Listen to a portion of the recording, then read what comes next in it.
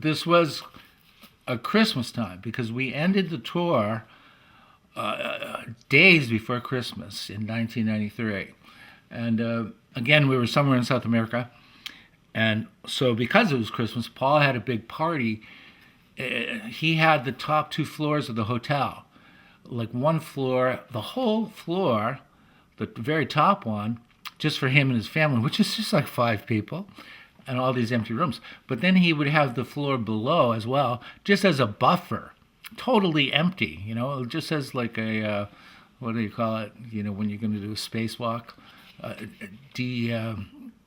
decompression space or something, so no one could access him.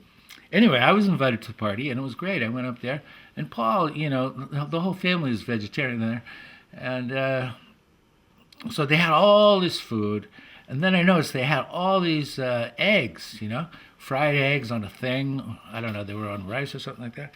And I said to his hairdresser, the lady, I said, hey, what the hell is that? I thought he's a vegetarian there. What's with the eggs? Those are going to be chickens someday. He said, well, he's pro-choice. I just keep thinking simply having a wonderful Christmas time. That's what it feels like, this show right now. Well, that's a Mariah Carey song. No, that's a Paul song. All I Want for Christmas Is You is Mariah.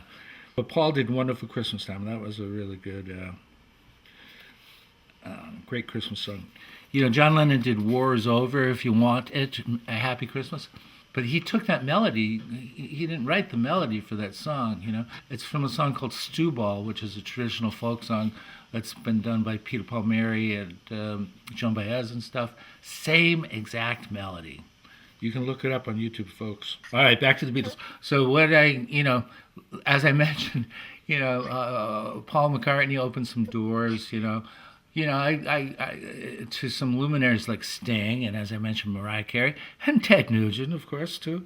But also it opened doors to some lesser talents. There was a group called it was a rap group called Nice and Smooth.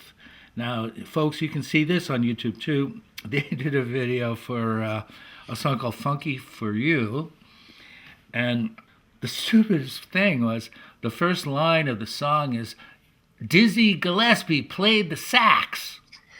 Now, Dizzy, as you probably know, he was a trumpet player. And I said to the guys, what the hell?